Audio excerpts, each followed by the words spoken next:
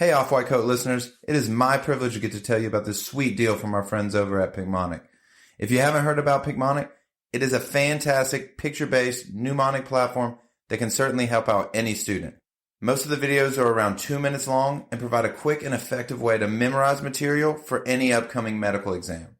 It is extremely efficient. They have this search bar function where you can search playlists on general topics like renal to step 1 to step 2, or even first aid and other books. If you want to review the Picmonic for later, you can even make a playlist of your own. Picmonic even has this repetition algorithm that is spaced out according to your learning needs. This helps with increasing long-term retention and allows you to review the right information at the right time. One of my favorite functions is the quizzes that are associated with each Picmonic. I'll take the quiz first and then learn about the associated pictures and what facts I need to sharpen up on. Honestly, Picmonic is a fantastic tool, and if you use our code OFFWHITECOAT, you'll get 20% off. That's Off-White Coat with no spaces. So what are you waiting for? Make studying the easiest part of your day. Sign up with Picmonic and use Off-White Coat to save yourself some money.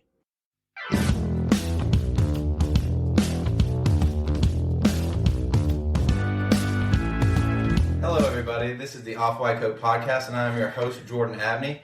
Here I have one of my best friends from medical school, Kunal. Introduce yourself, my man. How's it going, everyone? My name is Kunal Aggarwal, and yeah, I've known Jordan since quite literally since day one of medical school. Yes, we were on the same flight from Miami to Grenada, and I see this dude on the phone talking really loudly, and I'm like, he might be a student. I ask him, you a student? And he's like, yeah. And then from there, we became close friends. Yeah. Day one med school, day one on the podcast. This will probably be the first episode. So yeah, I'm honored. No, he deserves it. He was sitting over there with his, they were the hot Funyuns. Yeah. Yes, dude. I was like, this guy's got to be a student. Definitely one of the reel you in. Yeah. I was talking real loud. I was like, hopefully I'll meet some other students. Yeah. But yeah, that plane fucked up too. Do you remember that where we had to we got on and then they were like, oh, there's a hose that is busted or whatever. And then they made us wait for like 45 minutes and then they made us leave the plane and whatever. I don't know, was it our plane or there was one plane that day where someone gets on the plane and he realizes that he is supposed to be going to Grenada, Spain, but he somehow got on the wrong plane to Grenada in the Caribbean. And he sits down, he hears like the intercom, and he's like, oh fuck, like I am on the wrong plane. And they had to delay the flight to get all of his luggage out, which I guess his luggage was one of the first to like get into the plane. And yeah. Yes, that was us. That was us, yeah. That was after all that. Like, we got off the plane, we go to the other plane. And now it's been like an hour and a half, 2 hours since we were originally supposed to leave. And then we finally get on the other plane. We're about to take off, and they were talking about the weather. Because I remember it was the weather, and they were like, "Oh, it's supposed to be whatever degrees, the beautiful, West Indies." And he was like, "What?" He's like, "I'm going to Spain."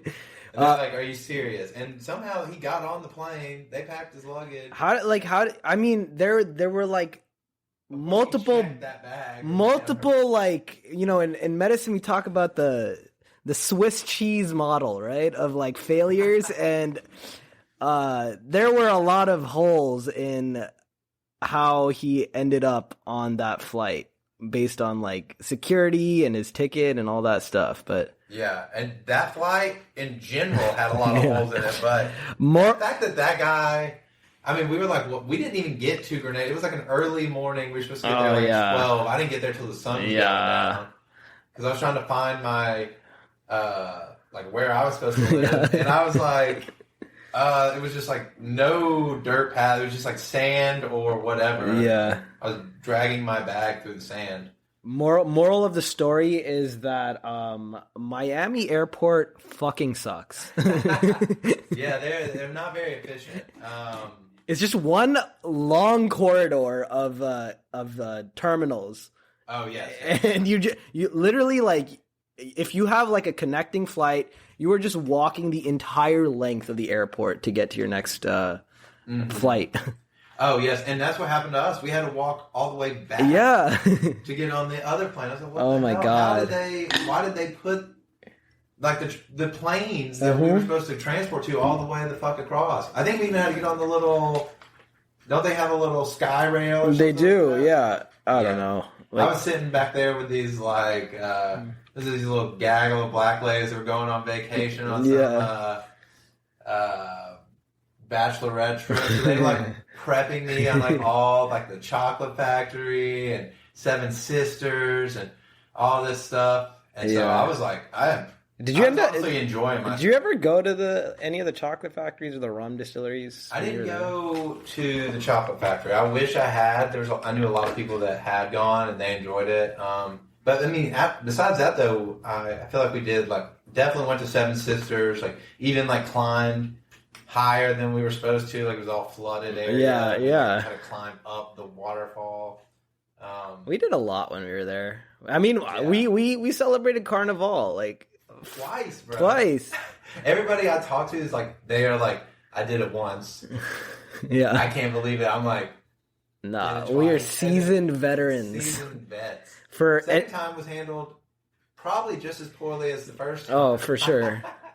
But I guess to put it in a nutshell for people that are listening who have not been to Grenada or the Caribbean, Carnival is a very unique experience. It's not like your typical carnival that you would like associate with like something like Brazil or even like Mardi Gras. Yeah. I think from my understanding, I guess it would be Brazil and Mardi Gras kind of mixed. Yeah, maybe, but they're island twist. but like that carnival is more so tied with like Christianity, right? I think every island does it a little bit differently. Like I know Trinitas and Barbados, I think, have wild carnivals, but I don't know where they're all. You know, the neighboring island had a carnival. They're all like celebrating like the liberation from slavery, so right? It is. Yeah, it's all celebrated differently, but Grenada definitely does it a little bit wilder than. The big night. It's called Juve, where essentially it's just a fat rager for 14 hours or so. Like you literally start like drinking at like 8 p.m.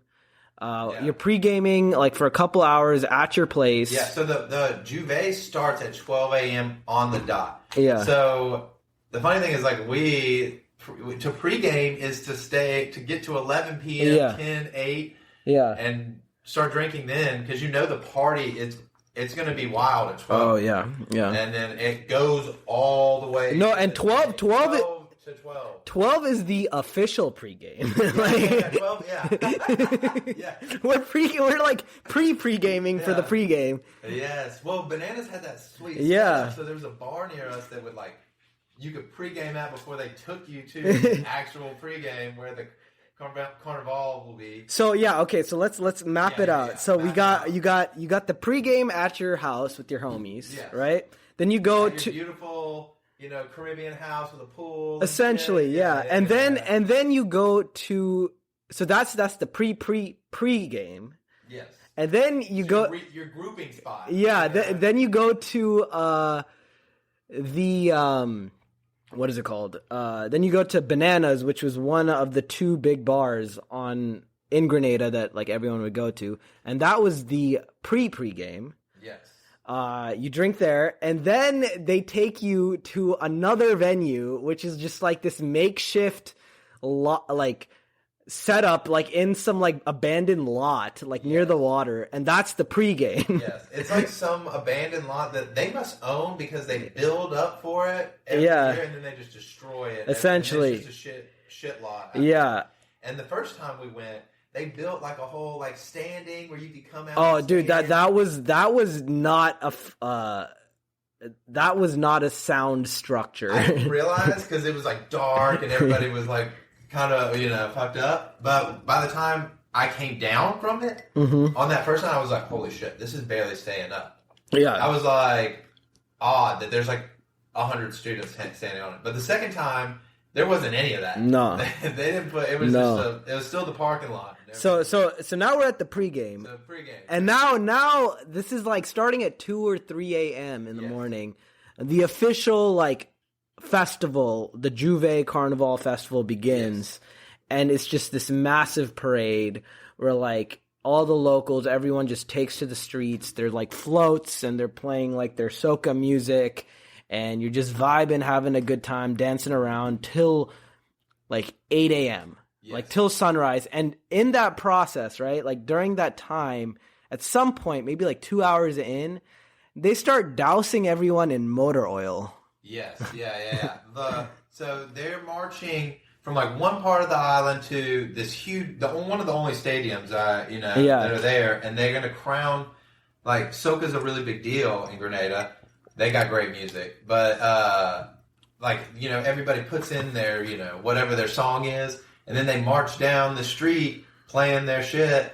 Everybody's dancing behind it. And like the bigger crowd you get adds points. And then you get to be named like the Soca King. That's at least that one day of Carnival's like king. And then there's like little bits and pieces. But that guy's got the best music and the biggest crowd. Yeah. And so it's like, it's a party. Like when he says a party, it is there's like one street and there's like the whole island of Grenada natives on there.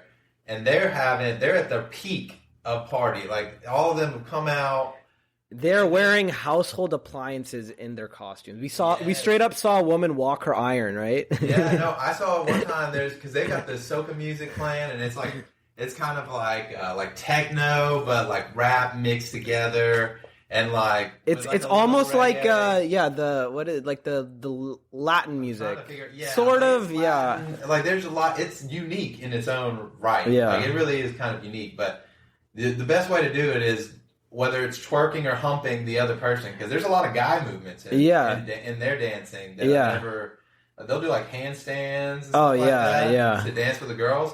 But one time I saw a girl. She was walking and twerking to the beat and dragging, and these are like two like hefty ladies too. Like they're easily like 300 pounds, but then you don't wear much, and so like they're like wearing like skin tight, like barely covering anything up, like full thong thing where you can see like all ass. Yeah, and there's a lot of that. And if you've ever been or look it up, trust me, those are the outfits. And she's twerking, and she's just dragging an iron. Behind her. And she's just twerking, and then they'll stop. And then, like, everybody else, like, the parade will kind of slow down, and they'll stop, just still twerking. Yeah. And she's dragging that iron. Yeah. And there's kids getting pushed around, and, like... Oh, yeah, kids are there. They're just vibing, too. Yeah. They're crazy, because, and like you were saying, they have, like, tons of, like... It's the thing is motor oil, right? Yeah. So you get is, like... pitch black, like that's like the tradition is to be like, and like the motor oil, they're like rubbing it on it. Like usually the men will rub it all over themselves and then dance with the females, so the females have like motor oil. So like Mary Beth came out looking like she was like an amalgamation. Like she had like silver and black and like a little orange on her forehead, like Simba. I was like, what the fuck happened to you? But yeah, it's just like a whole party. And there's like so many people. You can't walk through. You got to join the crowd and just vibe with them. Yeah. Anybody that like pulls away just like doesn't make it out. Like, oh no. You just got to go with it and let the Islanders like love you. Like once they see that you're having fun, you're good. But you're like, I don't know, falling all over. You got to just go with it. Yeah.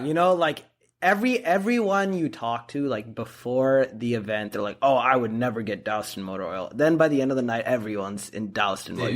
You just roll with it. And the problem is, like, some people can't handle, like, they go to the pregame, the pre-pregame, the pre-game, and then by the time the game starts, they're like, "Holy shit, we'll just call this a night," and then they're like, "Let's go, it's our time to party." And so you got to be ready by that time.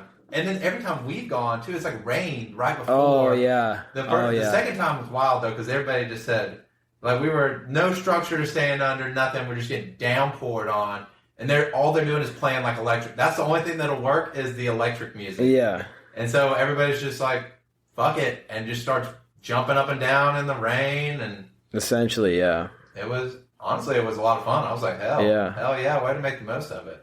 Yeah. Grenada taught me one thing, though. If it spontaneously rains on you, it's not that bad. Since then I've never been rained on, and I've never been like as frustrated as I used to be. Like I used to be like, shit, there's rain, like now my shirt's all gonna be all messed up. I gotta run and find cover. Sometimes I just walk through like the downpouring rain, like laughing, like while Riley struggles. Yeah. The one thing I've learned through my experience going to a Caribbean school is that I've come to be okay with things just not going my way. Yeah. You know, just being adaptable. Yeah. And that's a good way to look at it. Yeah. I think that's some of the reasons they say that, like, you know, as you get out of there, like, it kind of matures you in a way. It is. Because you have to be adaptable or you just don't survive. Yeah. We've seen a lot not survive. I think one thing, and so I guess moving on to like the meat of, I guess, the discussion now, right? From being a Caribbean med student and having rotated at a hospital where there were other students from U.S. medical schools there, I noticed that some of my peers that were from U.S. M.D. schools, they would address problems that they had more frequently than like the SGU counterparts. We like partly because maybe they had like staff that were willing to like vouch for them and we didn't, but definitely we just kind of sucked it up. And sometimes it reflected, like the residents preferred like the SGU students over some of the other like medical students that were at the hospital I was at. Yeah, I've seen the exact same thing. Yeah. Even in Jersey City, like I've seen like there's some Rutgers students and everything that come through, and I've definitely been in rotations where there's been other ones, whether it be Toro or whatever, and definitely with the in psych and stuff there, but they prefer the SGU students. There's like a tad of like entitlement? No. Yeah, I was gonna say softness, but it's not that either. It's just like they're not prepared for what was like just the wildness of it. Like everything's going terribly for you, and you don't get a lot of sleep, and you blah blah blah. Maybe the adaptability is the best way to explain it to you. And this is no, we're not throwing any shade to like U.S. No, like you guys, y'all do a lot. Yeah. We're not saying that at all. I'm just saying that and it's only anecdotal or whatever, but. There's also a sense of, at least in my case and everything, like when I go into a rotation, I kind of am like, all right, like I plan on being the best student here. Mm-hmm. Like I'm not trying to like, I don't like kiss ass or anything like that, but like I plan on at least working. Yeah. Like I'm going to learn I'm not going to just sit around and like, I don't know, like some people like to hide and some people, I'm just like, put me to work, tell me what to do. Let's do it, and then until my time's up, and then I'm leaving.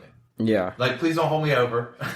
But like, even like, bro, like, I mean, it sucked. I want to, yeah. But like, I was held over like on numerous rotations. Like they violated like SGU's hours. Oh yeah. And they always do that. And like, I'm just saying, please. You can't like saying something is kind of a bad look. It could reflect on your evaluation. Like, oh yeah, I don't ever say anything. Like you just gotta suck it up. It sucks. It really sucks, and like it can hurt you in other like facets for sure. Like like you get less study time. Yeah, and maybe there's just some kind of resiliency that it comes with it. Maybe it's because there's a huge weed out process too. That like they're accepting a lot of people, and a lot of people don't make it. Mm-hmm. So maybe those people that have, maybe we're, maybe it's not even SGU at all. It's adding to it. Maybe it's just their selection process. But there is I've seen it a lot. Like there's some students. Now, don't get me wrong. Yeah. Some students that I work with that's from SGU. I'm like, holy shit! Like, come on, guys, pick it up. We get us look bad. SGU has like, it is like they have some of the smartest people that you would ever encounter. Yeah. Like for whatever reason, they just didn't get into a U.S. med school. But they're like the best person too, because because of some they should be at like a top 10 med school in the country, but they aren't. And then you have like people that for lack of a better term, are the bottom of the barrel, you know?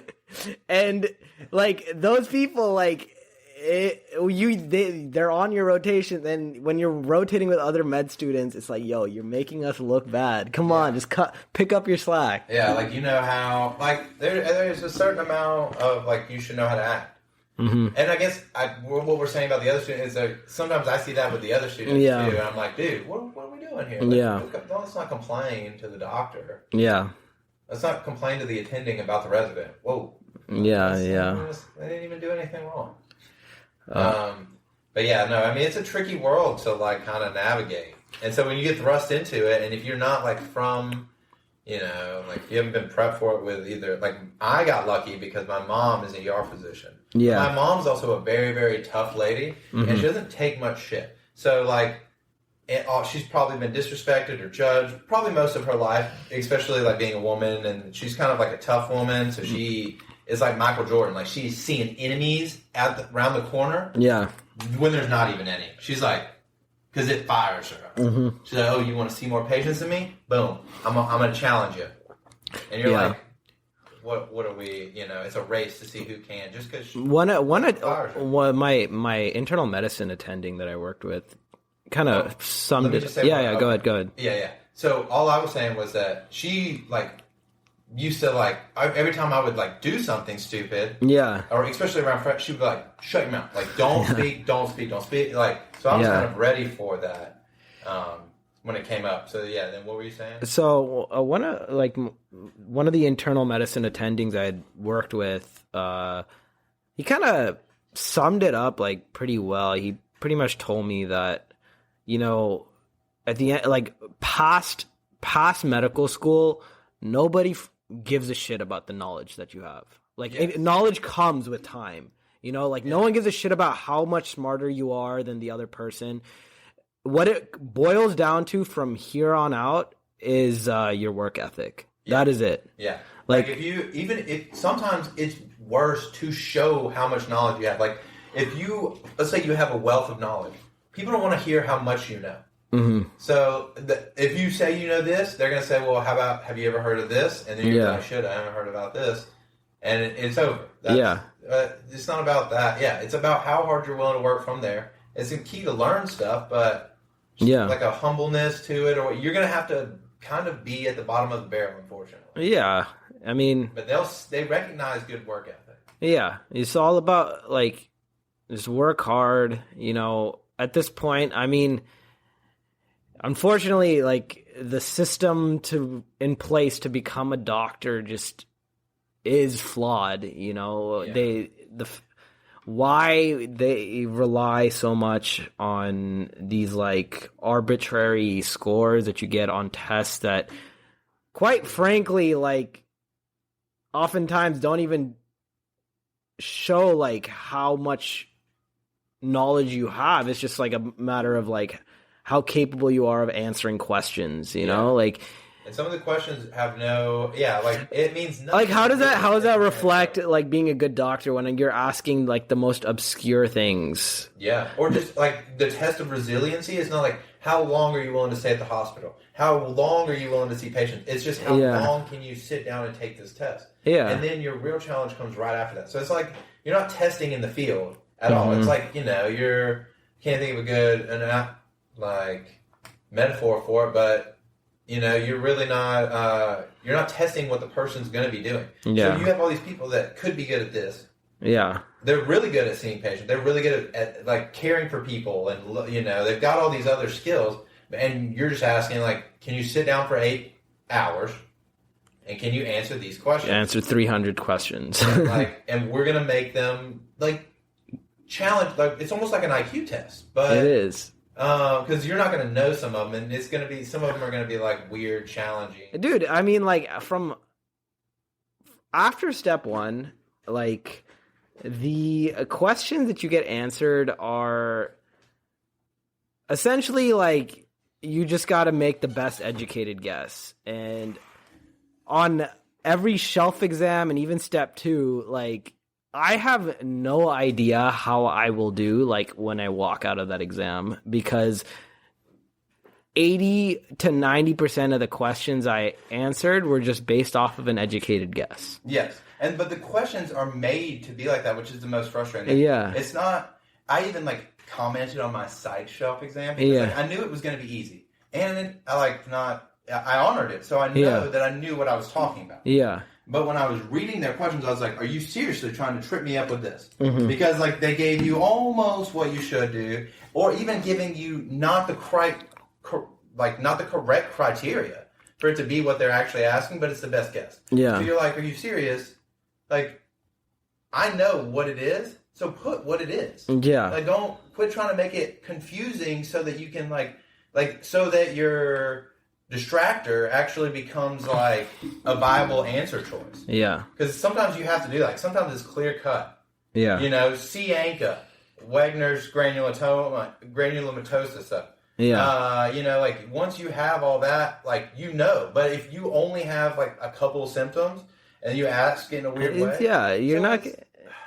It's tough. It is what, and unfortunately, like all this is. Like all of these tests are just essentially like screening tools because there are so many applicants or so many people in medical school trying to go for competitive specialties. Yeah. And programs do not want to look at every single application holistically. So they create these exams so that they can have cutoffs. Yeah, that's the real that's really it, you know, like in terms of the knowledge base that you have over like someone who like scored really well on an exam. Mm-hmm. At the end of the day, like you passed or you didn't. And if you pass, you have like a solid foundation of medicine. Yeah. To allow you to do the work that you need to do, you know? That's why I'm actually not opposed to, like, I'm glad that they kind of made step one just pass fail. I know that, like we were talking about, every action has an opposite reaction. So by making step one, I found step two way harder than step one. Okay, yeah. That's why I'm like, if it goes to that, then they just put more, like, of course, they're not going to do the right thing by finding other ways of looking at, because that's a problem. Step two is like a BS test. Like, I hated that test. Really? You know, because we're going to have to get into that for sure. Maybe not, because we were talking about something, but we definitely have to figure out your, like, whole study strategies. I don't even know. Like, it's just a massive shit show. That's really what it is, and I mean... we were saying it's like an IQ test. The most frustrating thing, though, to me is that this is all kind of like a weird money thing, like where the schools they really want somebody to, to find a way to weed out things. So you have to, but the thing, and I understand that, and so let's say if that's how you want to weed people out, that's fine. But like the fact that to be a medical student, you have to pay to do the MCAT, right? I understand that maybe, but like, continuing down the line with like step one or the ERAS and all this other stuff, like it's just constant money. Bro, you know, so this OET test. So for all of our that's the most ridiculous. All of our people that are listening that aren't international medical students, meaning that they go to a medical school outside of the U.S.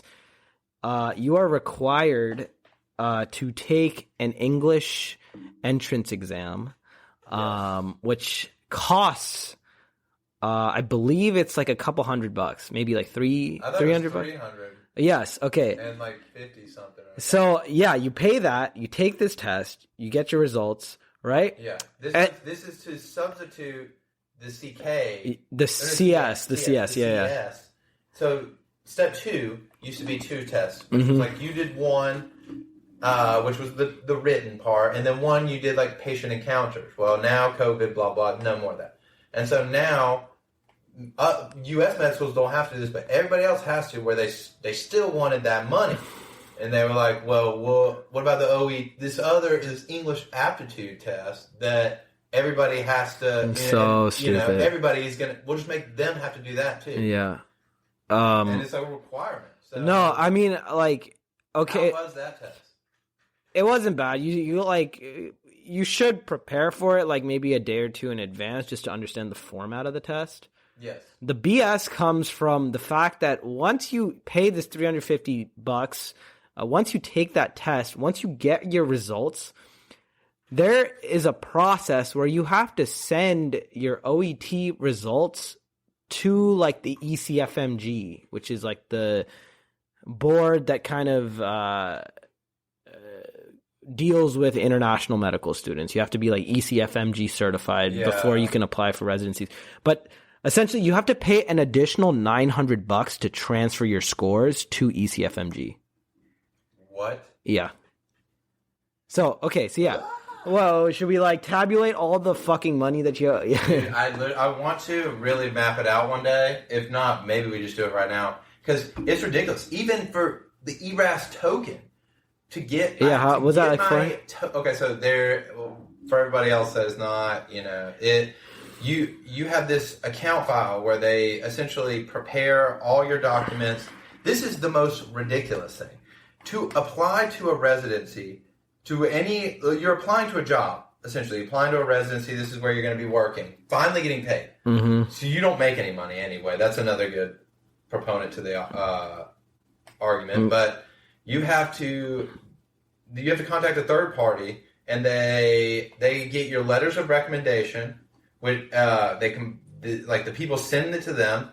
You send them your information. The school sends them their information, and then they put it all together and they send it to the medical school institute that you're trying to get into. You have to pay them money to open the account. I had to pay $90 just to get the token to send to my letter writers, to my other people, for my letters of recommendation. Yeah. And the problem is this is all set up so that I can't see my letters of recommendation, which is frustrating for me because how am I supposed to write letters of recommendation for people moving forward or even progress as a person if I can't see my letters of, if you suck, let's just imagine that. Let's say you suck and everything, they don't want to say it to your face, but they'll write it down because they don't want to hurt your feelings. Right to your face. Maybe they're whatever. They write a constructive criticism, and you can't see it. It just goes to your medical school, to your job. Why can't you? How are you supposed to know how other people view you if you can't read your? It's a load of BS. The concept of a letter of rec is so dumb, bro. And I have to pay people though to just send out my application, and then you have to pay for each school that you send your application to. It's $30. Oh, you know what the cherry on top is? So this is ERAS. None of us make money, by the way. Yeah, we're getting paid by the government, in loans. Yeah, the government is just allowing us to, they're giving us the money to put forward to all these programs because they know one day we'll have to pay the government now. And so it's to be a doctor, you have to pay all these hidden fees, which are ridiculous. Yeah. So the cherry on top is that. On top of all the payments that we've discussed, you also have to register for the match, which is a separate fourth party that deals with that. And you pay an additional $90 for that. Jeez. Dude. Yeah. So that we're talking about adding it all up. Minimum probably 8,000-9,000 in. Yeah, that's a very conservative estimate. In this 1 year, and then you factor in how much it costs to sign up for step 2. Oh, that's another 300. I thought that was $253, something like that. And then I pushed mine back, so I had to pay another $30 to push it back. So to do that in itself is counting all the other stuff that we just had. $350, and be aware. You put $30. How many applications did you do? I'm doing 160. 160. So that's usually over 1,000 just on applications. 30 times 160. What's that? God, 300. No, 30 times 60. Yeah, 160. 30 times 160 is 3, 4, 2. It's 5,000. 6. No, it'd be 8. It's $4,800 or some shit like that. I don't know this. It'd be 8, and then so it'd be 48,000. Not 48,000. 4,800. Yeah, 4,800. So I think how much I will be paying I can't in believe I just fees. did terrible math right here on the first. Yeah. Now I'm actually curious too. And 4,800. Nice. Yeah. What else? You got to carry the one, son. Yeah. On top of let's see. On top of that, especially So being that's just an application. So you 4,000, dude. Shit. and as a Caribbean student, you are traveling all over the country potentially for rotations and paying the fees for like accommodations and like I'm living out of a suitcase. He's living out of a suitcase. For my fourth year. A Cali man, and he's over here in New York. Yeah. So I'm here till thankfully I have been blessed to have had friends that have allowed me to stay at their places for the past month, but I'm here for one more month, so I had to get my own place. Tinder, hit him up. He's only here for another month. I know. Yeah. Bumble or what is the Hinge? I guess Hinge. What's Is there one for medicine? There probably is. Ooh, there might be. I know there's a Christian date or a Christian. There's dating. Farmers Only. Farmers. You don't have to be lonely. Maybe we need to start the first med. At farmersonly.com. Yeah. Just a bunch of oh god, that would be destructive though. It for would sure. be. Like if you had just medical, nobody would have time for the application. Everybody Yeah. Well, I mean, the hospital itself is like a cesspool of. Yeah. You don't want to. The number of like affairs that I've heard or crazy stories I've heard amongst like residents and nurses and whatnot is wild. Yeah, I mean, even one of our friends started dating a nurse. Yeah, yeah, I mean it's kind of wild. Yeah. So there is the hospital in itself is a dating app, I guess. It is. Have you? Has that worked for you? No, because I'm a med student, bro. I have no footing, man. What do I tell them? Whenever I get my longer coat, David. Yeah. Once my coat's a little longer. Nah, yeah, I have no footing right now. Yeah, once you get that MD or DO behind your name, then like I guess you have more ground to like step on. To say hello to a female. To say hello to a female attending, and then nurse, actually respond. Resident, PA, whatever. Oh, come on. All healthcare workers are good. All you got to do is just smile, be yourself. Shoot, you should be fine. Yeah. I mean, come on. They, most of them are having affairs anyway. Probably, yeah. Just add you to the list. But yeah. Yeah, the weird thing is the attending, you could never, it would be weird. It would be almost like a high school teacher sleeping with their student if an attending was asleep with a medical student. Like I've heard of attendings done that. Especially it's more men than women sleeping. Maybe it isn't the opposite, but it's just anecdotal. That would be dope. I was like, yeah, sign me up. I'm looking for anybody. I have a friend who he's not in medicine, but he's like my age, and he's dating and attending. Like he's going steady with an attending. Yeah, dating and attending. She was like he's been attending for 8 years, and she's only a resident for 2, so I assume she was dating him during medical school as well. Yeah. But yeah, she actually had a while. She found out that her husband, her first fiance, was like engaged by like doing a background check. Like she found out he had some insurance that only went with the Army, and so she was like, I'm just gonna pay the $50 to do a background check. So she pays $50. He's married. I think he had a kid. She was like trying to get into medical school or whatever. So it was really, yeah. And then so she finds all this stuff out, and then evidently, so he had a separate family, and yeah. Like the guy that told her. So she met this guy through some like medical whatever. She just met him somehow, and she just asked him like, "Hey, like, do you know he was in the military or something? I don't know." Mm-hmm. And so she was like, "Hey, you have this insurance, right?" And she was like, "How did you get this insurance? Mm-hmm. Is there a way for him to have?" She was already feeling suspicious, mm-hmm. And he was like, "Oh, the only way you can have that is if you're married to somebody in the military, or I think it was the military, but you're married or you were in it yourself, mm-hmm. for whatever thing." Yeah. And so And then she just started dating the guy that gave her the helpful information. Wow. So maybe that could be you, Kunal. Maybe. I mean, we'll see. But that was like a huge turn. Yeah, but it's weird. Like you always hear it's always the residents. The residents will step down. Especially male residents will step down to female medical students. Yeah. Dirty bastard. There were some wild stories at the hospital I was rotating at. I just love having an attractive medical student with me that's like a female, and then we go in a group of like the male residents, and then I can just like play off her to make me look. Because she only knows me, so I'm like, they play off of that. I'm like, what were you saying? There were like some crazy stories at the hospital I was rotating at. What is this called? Redemption. Story of our medical school journey as Caribbean. Redemption Rye. Yeah. Brought to you by Redemption Rye. Fuck it, I wish. Contact me. Yeah. Hook us up with some additional alcohol, Redemption Rye. Please. What was I saying?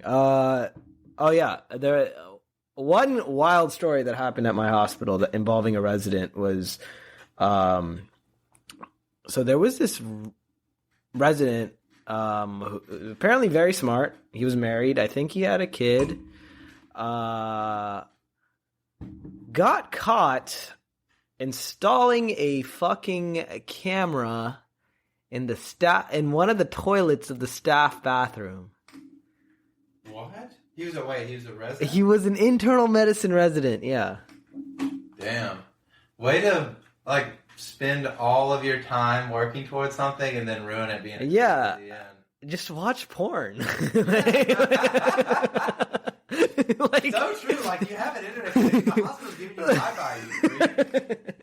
You just want to see your own coworkers that you can get. So many the worst part is this fucking idiot. Like, he fucking got caught because he filmed himself installing the camera in the bathroom.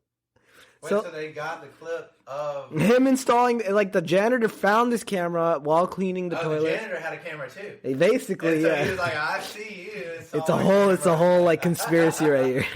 He's like, what does this kid think he's doing installing a camera in my bathroom? That would be funny if somebody caught somebody like that. Like, I know for a fact that he caught it.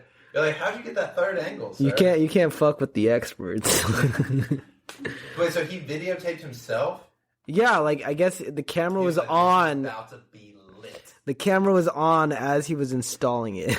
He was recording himself installing it. Okay. He didn't know. Maybe he did know. I don't know. Maybe it's the thrill of it. I don't know. People are weird. Humans are fucked up and weird. Yes, everybody. There's always somebody. Like, there's no profession that is hidden from some, like, we're all normal and we all have some weird quirks, and some people's are a lot weird. Yeah. My question though is why that? Like, what camera is he using? Because you have to make it. It's got to be small enough. It's for research purposes. What camera are you using? No, my thing is, like, it's got to be not noticeable, right? Because but a bathroom is a small place, right? So you put a camera anywhere. When you're sitting on the toilet, unless you just are blindly staring at your phone like a savage, like, you're gonna see a camera. Like, I'm checking for cameras. I think he might have I think it was some sort of camera that sometimes I just look around was placed underneath the lid of the toilet. Not the lid, the seat, the toilet seat. Like, what? And so you were saying that because you lifted up your. But I was like, what does that camera do? I don't. I don't know, bro. That's not sexy. Just maybe he's into fit stuff though, like 2 girls 1 cup style. I mean, that would be the only way. Because, like, if he's getting, like, he's like, oh, yeah, this is about to be awesome. And then she poops. Or it's just a dude. Just ball sacks and poop. To risk it all, man. To risk it all just for that. The funny thing is the only thing he got on the video was just him installing it. The first person saw the camera, like, when they walked in and just picked it up. It's like what is your alibi at that point? Like, you just came out of the bathroom. This was for research purposes. I'm interested in a lot of his, like, how that even happened. Like, 'cause there's no good angle, like I said, to catch the person in the bathroom. And even if you're like trying to scout somebody at their, like, you're like, oh, let me like watch somebody like disrobe. You know, like maybe he's attracted to one of the females. Because why would you want to look at your own coworker first off naked? You gotta like skip through all the other coworkers you're not interested in, and then finally there is just that moment of like. And even then, that girl doesn't know, or guy, or whoever you're looking for. I imagine he was doing it in the men's bathroom since he was a man.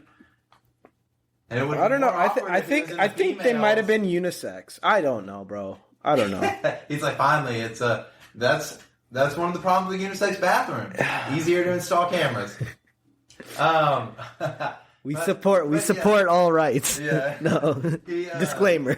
Yes. But even still, when he videotapes the person he wants, let's say I know for a fact, no matter how sexy you think you are, when you're in the bathroom by yourself, taking a shit, that is not hot. Especially if you don't think anybody's watching. Yeah. And she just like lets it go. You know, she's just like, or he or whoever you're gonna catch that at least twice. Yeah. And what you're gonna do is right before that, you're gonna have the guy that came and delivered some of the medical products, and he's gonna slide into that staff bathroom. Yeah. And he's gonna just be like exploding it, and he's got full video. Especially on Taco Tuesday at the cafeteria, bro. Oh man.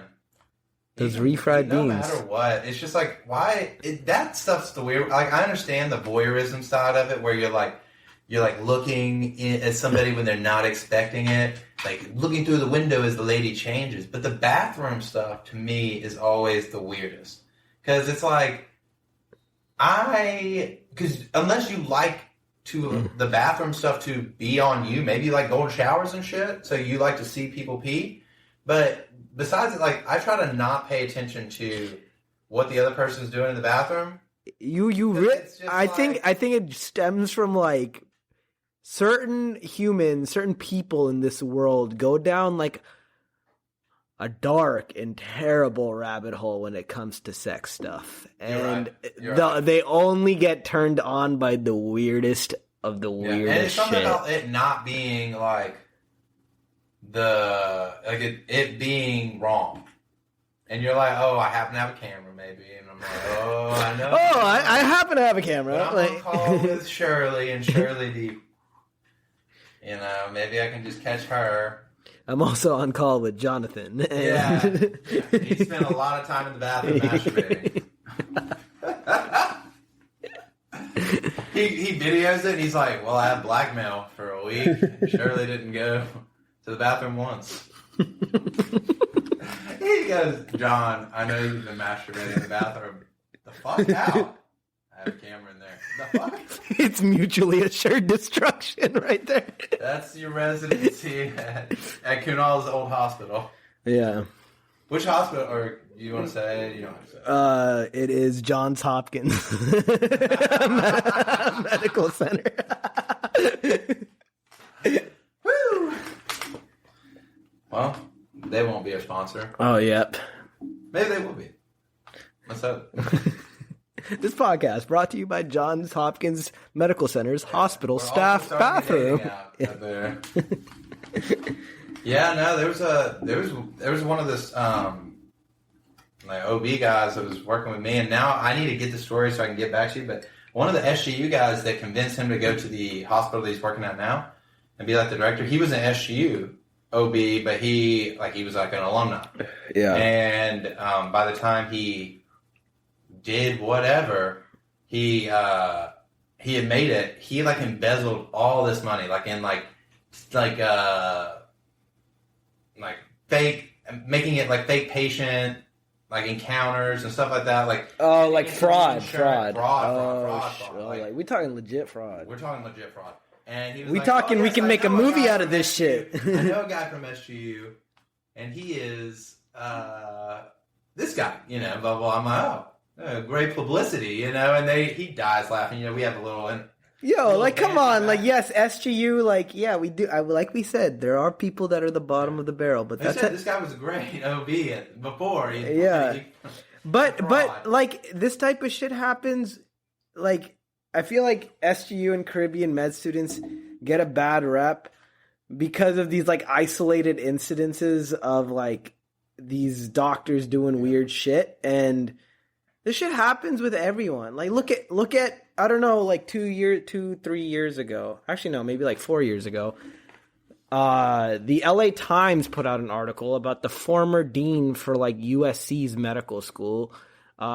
He was apparently like a brilliant ophthalmologist. He was also a meth head. You read about that? No, dude, this dude was like candy flipping at like like conferences. Wait, what is candy flipping? I think it's when you mix acid with what was it? Molly. Oh shit! Yeah. So you're like, this dude was going hard as fuck, bro. And what was his title again? He was the dean of USC's medical school. That's what I was like. Of Keck Medical School. So he has to give the speech, is what I'm. Yeah, I mean, it's gotta be weird. He was doing this shit for like years, and like I guess he was just too basically giving that speech. He got caught because he was sucking the mic. Nah, he was at he was like in a hotel with a prostitute. They were smoking crack. They were fladoodling, and I think the prostitute went into like cardiac arrest or something, and obviously the dude's a fucking doctor. He knew what he was supposed to do, and like he practiced in 20 years. He calls EMS, and like he's telling them like all that's going wrong with her, and like the paramedics, they're like, yo, how the fuck do you know all this shit? And like from there they dug in and they realized who this man was, and then that's how like the story broke. Oh, so it was like the EMS guys were like, this guy has to know more than he's letting on. Yeah, like I mean, like you.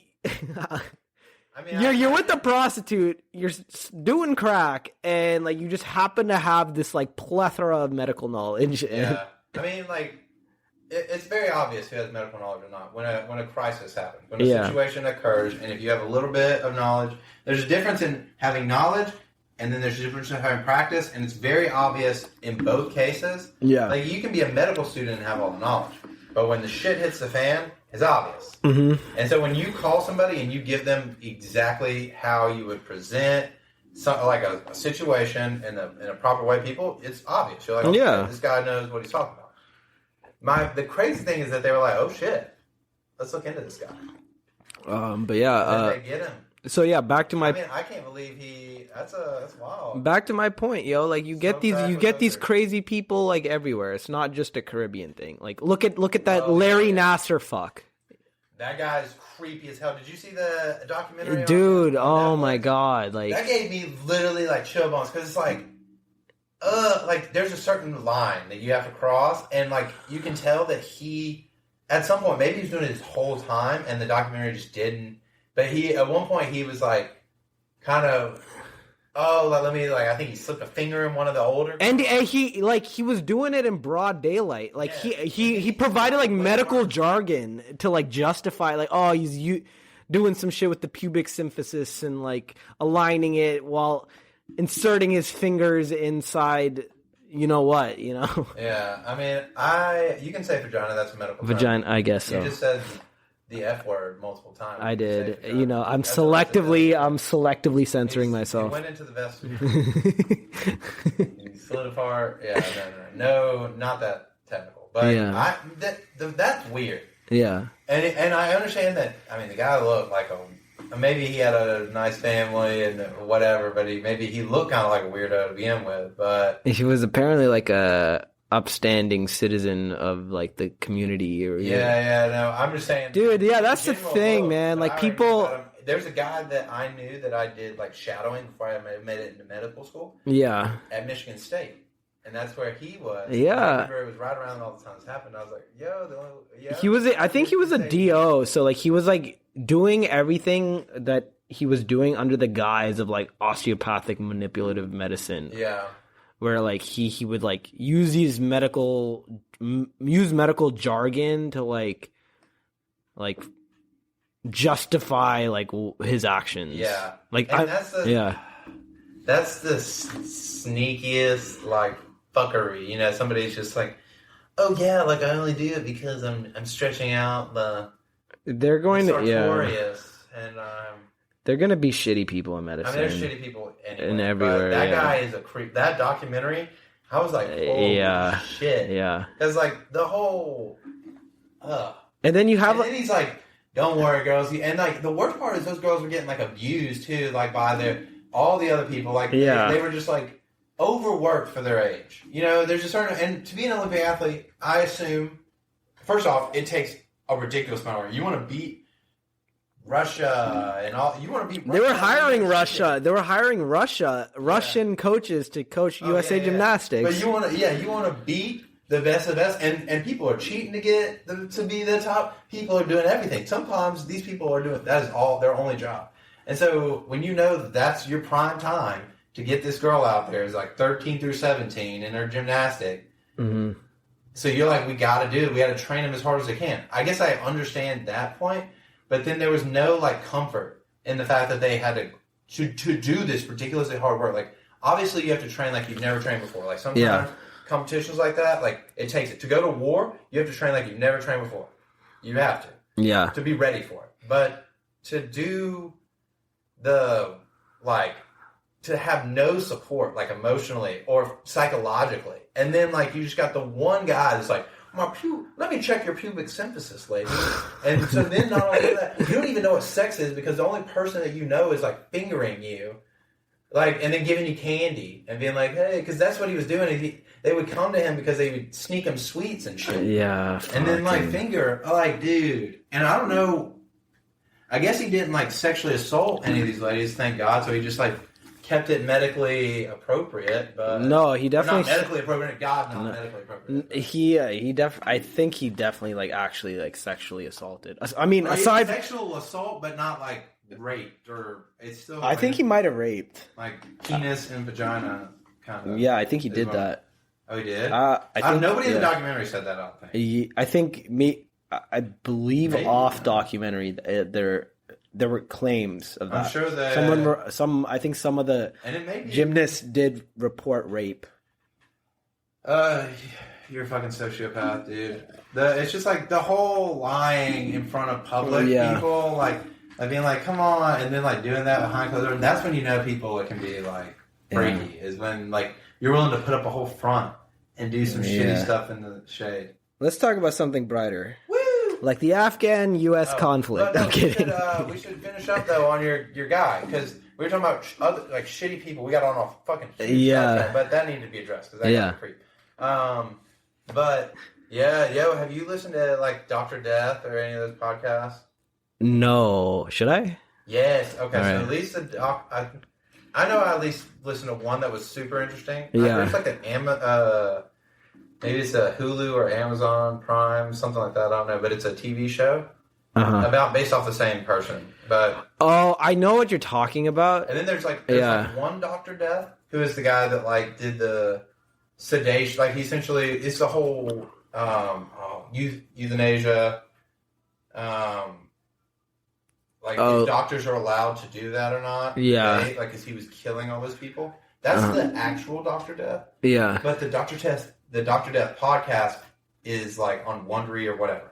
But it follows like a Texas surgeon, like an orthopedic or spinal surgeon or whatever. Maybe, I think he was a neurologist, but he did more like spinal surgeries. Yeah. And like the dude did like, I think they were like talking about you're supposed to do 1,000 surgeries, maybe even more than that, in the course of your residency.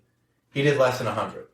He like didn't like. He took his sanitation shitty. He was like walking around in like scrubs with holes in them and that, you know. And then people thought he was a really good doctor, and he kept moving around and like faking his credentials and blah blah blah. Yeah. But he was like killing people, like with like they were intentionally. No. Like he was just doing such terrible surgery because he didn't know what the fuck he was doing. But he was acting like he knew what he was doing. He was going in there and he was like, blah, blah, blah, blah, like oh yeah, do this. Maybe I'll make it different. Maybe I'll use this when a situation occurs. Like he wasn't sticking to the like actual surgical protocol at all. Mm-hmm. And it was just like shitty training. And he was trying to avoid training in medical school and blah, blah, blah. But I'm pretty sure it was like, I'm pretty sure it was in Texas. But yeah, he kept bouncing around. You got to listen to it though. Because if you listen to like, it's on, I think they have multiple seasons of this Dr. Did they make a show out of it? And they made a show, but I don't think that one. I think that one's on the guy that does the sedations, not the orthopedic one. Oh, okay. Or the one that I just was talking about. But, okay. And maybe it is. I'm not really sure. Yeah. But that guy, like, so many people got like infections and all this bullshit. It was wild. Yeah. I was like, what? Like, listening to it, like, holy shit. There's just Swiss cheese method. Yeah. Falling. Yeah. And this guy was just now officially the surgeon. Yeah. He had like a lot of like bullshit credentials that got him into a good school. He went to a good U.S. medical school. Dude, here's another thing that like, and he wasn't gonna admit that he didn't know shit. Residencies and like from residency to fellowships, they get like they place like a huge emphasis on where you went to medical school. So like people that like we're at maybe like a top 10, top 20, top 30 U.S. medical school in the country, they can like get into like fucking neurosurgery, orthopedic surgery with like really shitty step scores. Yeah. If they know the right people. Yeah, like they can get in with like a fucking 210. And that means not studying. Step 1. Yeah. Like, that means not knowing. But like there is so much, I guess, bias against like international students, Caribbean medical students. That's why like you rarely see like people that go to international schools that become like neurosurgeons, ophthalmologists, orthopedic surgeons, dermatologists, ENT docs, or ENT surgeons. There's a couple, but I'm not saying like it's impossible, but it is an extremely steep uphill battle. Yeah. More than you would expect because it's all. I'm sure there's a shortage of the amount of people, so they're expecting that the weed out is like a funnel. Like they're like, oh, U.S. students are going to be better because they weeded out properly. But the proper ways of weeding out where the funnel should work is not the right way. So yeah, it's complete BS. Yeah, especially because of what we've all said and like. The like step scores and everything, they don't really matter. Or even, the MCAT, like it's all about where you stand. And like I am a terrible standardized test taker. Like I don't sit still for a long time. Mm-hmm. I just like I love to be like moving around and being active and like actually just working. Like I could work all day, but to sit and just like stare at a computer, like it's just not. I can feel my body just doesn't want to do it. Mm-hmm. Doesn't want to do it, and it's like by about hour 5, I'm like, yo, it's just not it's not the perfect way to test me. If you can find I understand this is how it's always done, but if you were to test me, it would not be the perfect way to test me. Mm-hmm. All right, everyone, I'm getting the signal. We're gonna have to wrap this one up. It has been a wonderful episode. Please reach out to us at Off-White Coat Podcast on Instagram or email offwhitecoatpodcast@gmail.com. We'd love to hear from you. This has been another episode. We'll get back to you next week. We love you. Have a great day.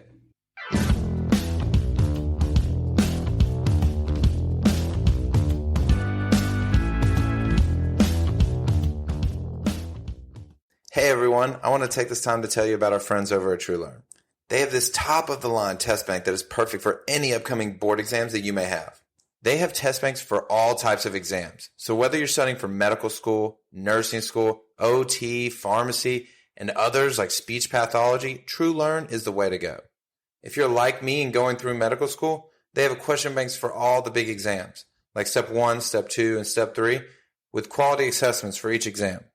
Look, I know we didn't go into healthcare because we love taking tests.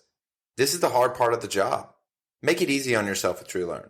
Sign up now with the code OFFWHITECOAT to get $25 off your purchase. That's OFF White Coat, no spaces, to get $25 off your purchase. This is a test bank that you do not want to pass up on. Make this easy on yourself. Take the deal, pass your boards, and get back to enjoying the reason you went into healthcare. And make sure to use Off-White Coat when you pick it up.